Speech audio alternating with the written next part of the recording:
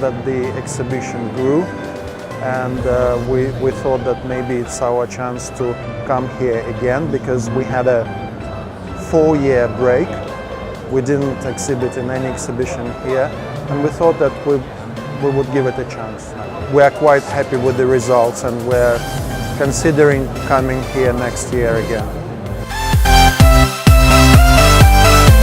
Prolight Sound Middle East this year has been even better than last year. There are more qualified customers, more qualified people that come and ask for specific type of interesting products, but also in solutions.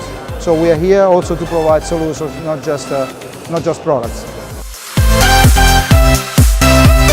Yeah, it's been really rather good. People have taken the level 1 and level 2 courses online. Plenty of people have looked at the level 3 course as well, which is very, very nice. And we've had some really good questions from people who are really out there deploying exciting new networks in the region.